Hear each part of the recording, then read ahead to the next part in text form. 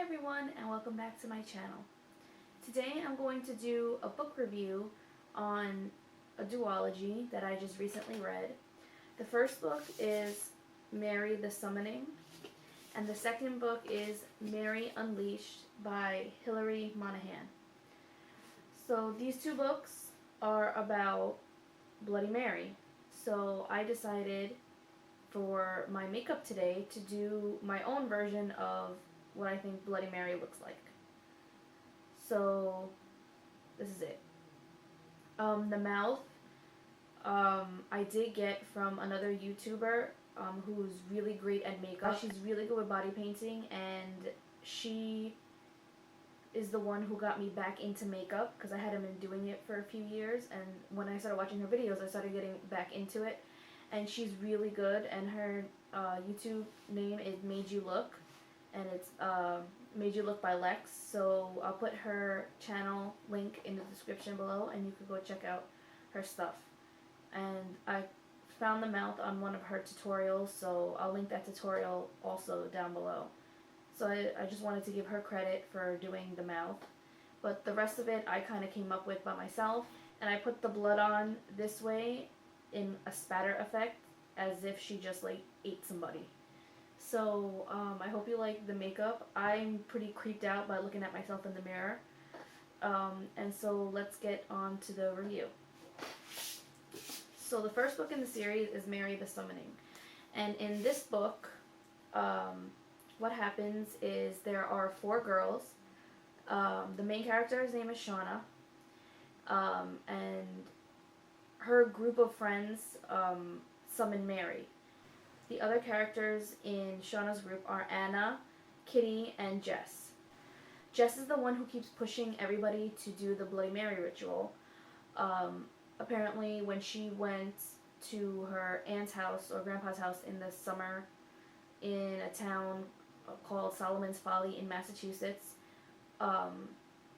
apparently she learned the right way how to summon Mary.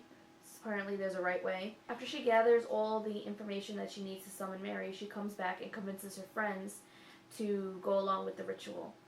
Her friends go along because they don't think anything's going to happen. They've all played Bloody Mary before at sleepovers and everything, and nothing ever happened. So they really don't think anything is going to happen.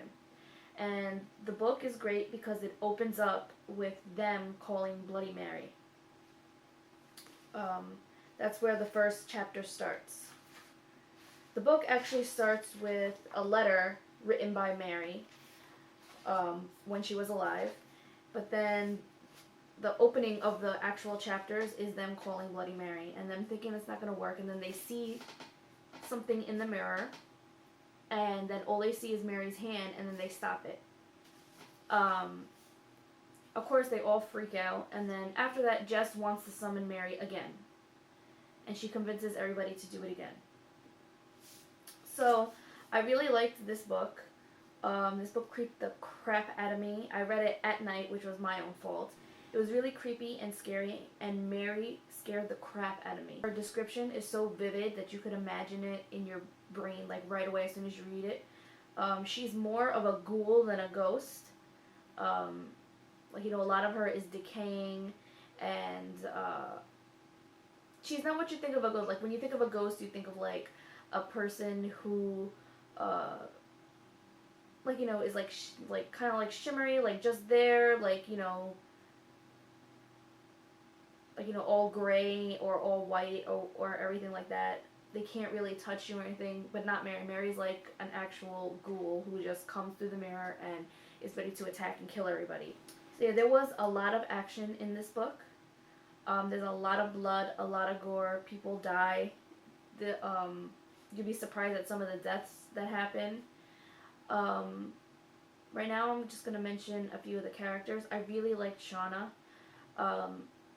She wasn't like a typical like snobby girl. She was curious, so she decided to summon Mary again with Jess and the rest of her friends. But as soon as things started getting out of hand, she realized the danger, and she realized that they needed to stop. And I think she was very brave because in this version of Bloody Mary, she tags a girl by drawing their blood, and she picks that girl out of the group to haunt. So basically she picks one girl to go after. So that person is Shauna. Because as soon as she breaks free of the mirror, she like rips Shauna's back with her claws and tastes her blood, and then she's after Shauna for the whole of this book. And they find all the information. They're trying to find information about Mary, about how to get her unhaunted. They contact another girl who has been haunted by Mary to find out how they could stop Shauna's haunting. It's really creepy. Mary is actually like a character. She's not just like the villain or anything. Like, she is in the book a lot. When she comes out to attack everybody, it's scary as hell. There's always like blood wherever she comes out of. It's funny thing, in her description, she's not covered in blood. She comes out of the mirror, and I guess the blood that she gets on her are her victim's blood, not like her own. In the book, there are letters written by Mary when she was alive. She was alive in the 1860s, and she died mysteriously, and her name is Mary Worth. We get a little bit of insight into how it was when she was alive and all the things that she had to go through while she was alive. And I guess since this is young adult, Mary is 17. So she's a 17-year-old ghoul who's killing other 17-year-olds and haunting them. I really admired how brave Shauna was, because I know that I probably would have been a wreck. She was a wreck also, but she clung on to hope that, she would get rid of Mary, and she was doing everything she could to figure out how to get rid of her. I know if that was me, I probably would have just crawled into a hole and died or something, because in this book, Mary doesn't only come out through the mirror, she comes out through anything reflective. So that would be computer screens, doorknobs that are metal. She comes out through anything that is reflective. So you're surrounded by things like glass, windows. She comes out through the windows and everything. So it's it would be very difficult to keep her at bay, because just everywhere you look is something reflective. It's scary how many things that she could come and get you with, and that was one of the things that I found pretty scary, because she could just come out at any time, literally, and all you have to defend yourself against her is a box of salt, because apparently salt burns ghosts. Okay, because I didn't know that. I liked Anna. She was very spunky, and she was very opinionated about what was going on, and she was a strong character. Kitty, I think, is the weakest link. She's very emotional. She cries for everything. And she turns to Anna to be strong for her and to help her through things. So, I liked Kitty. I just thought that she was a little bit, of a crybaby. And then there's Jess, who's, the blonde prom queen, bully, who bullies her friends into doing this summoning. And I didn't really like her a lot, because she was very sneaky. There's a reason why she's calling Mary, and I'm not going to tell you why, but there is a reason why. She also has all the information about what's going on and what's going to happen, but she gives it to her friends in little spurts. So she's holding everything back. She doesn't tell them everything flat out in the beginning.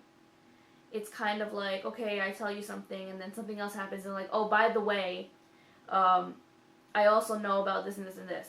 So it's kind of she's not being truthful with her friends, which I think is pretty selfish.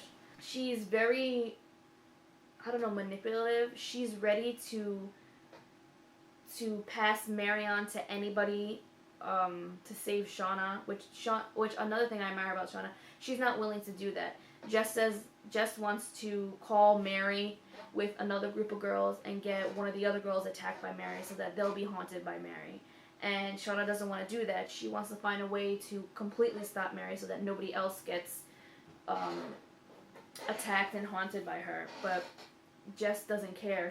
She'll sacrifice anybody for herself, and apparently for Shauna for some reason. You kind of don't really find out the reason why Jess summoned her in this book. I mean, they give you a little bit of information about Jess and why she's so obsessed with Mary, and I just think that after everything that happens in this book, she's just very selfish for wanting to do this and putting her friends in danger.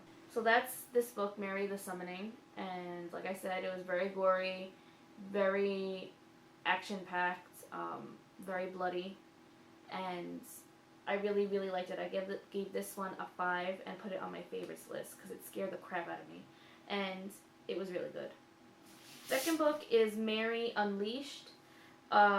This one was not as good as the first one. It was still good, but it wasn't as good. In this book, the girls are trying to figure out how to stop Mary. All of the girls are angry at Jess, and they don't want to be near her. And, you know, they don't have anything to do with her because she put their lives in danger for no reason. This book takes place a few weeks after Mary the Summoning. In this book, there are 2 new characters that are introduced. One is Cody, and she was briefly in the first book. She is the woman who was haunted by Mary for 17 years, and she's willing to help Shauna. And the next character is Aunt Dell, which is Jessica's Aunt Dell, who knows all about Mary and the ghost and everything. So in this book, school's almost out for the summer. Katie and Shauna decide that they're going to go spend a week with Cody trying to figure out how to stop Mary. Obviously, they don't tell Jess about it. They want to go and see if they can find Mary's body. So the first place they're going to go to is the church where Mary was basically abused by a priest. And in the first book, there's a terrifying scene with the church. So just going back there and knowing that they were going back there, I was like, no, don't go. Why would you go back? But Cody wants to go there to help, so they decide to go there, and that's in Solomon's Folly. I forgot also to say that the book is also set in Massachusetts, a few hours away from Solomon's Folly. I don't really remember the name of the town or the area where the girls are living in. But anyway, Jess ends up coming too because her aunt lives in Solomon's Folly also. So she ends up showing up, which the girls are not happy about. And the book is just basically Aunt Dell and Cody helping the girls to find Mary's body, because apparently in TV shows and movies, and this is actually said in the book, in TV shows and movies, to get rid of a ghost, you find and burn their body. So yeah, so that's what they're trying to do here. The book is very gory. There's a lot of blood in it. Mary is all over the place, coming to attack everybody. There's new scenery because in Solomon's Folly there's a swamp and it's very dangerous, and there's marsh and everything. In this book there are also letters, but they're not written by Mary. All of Mary's letters are in the first book. And in this book, there are other letters written by Constance, her sister, written by Constance's husband, the main girl who tortured Mary when she was alive, Elizabeth Hawthorne, and I think one of the letters is written by the priest. So there's just other insights as to what was going on in the town after Mary had disappeared. I really like Cody's character. She was very blunt, very straightforward. She'd been living with Mary for 17 years, so she was, you could say she was weird. She had like weird little tics and everything, from dodging her for so long. And she was very blunt, like she just didn't care, and she said whatever was on her mind, which I thought was cool, which, kind of like, you could kind of see why, because she was haunted by a freaking ghost who was scary. And I really liked Aunt Dell too. She wasn't like Jessica. She wasn't manipulative. She wanted to help, and she tried to help. She fought against Mary also. And you also find out the reason why Mary became a ghost. And let me just tell you, that reason is so effed up. If that were me, I'd probably become a vengeful ghost also. Because what happened to her was very, messed up. So, and the story ends with this book. There's not going to be another one. There's just these 2 books in this duology. This one I gave a 4 out of 5 stars. Because it wasn't as good as the first one. Mary didn't scare me that much like she did in the first one. But it was still a good book, and you definitely should read it if you read the first one, because the second book tells you everything that you need to know that the first book doesn't tell you. So I highly recommend these two books, and these two books are great to read for Halloween and get yourself scared. So that's it for the review. I know it was kind of vague and I was kind of all over the place. I'm usually better at writing out reviews instead of like talking about them, so I'm still trying to work on that so I can get better at it. And I hope you liked the review on these two books, and I'll see you next time. Bye!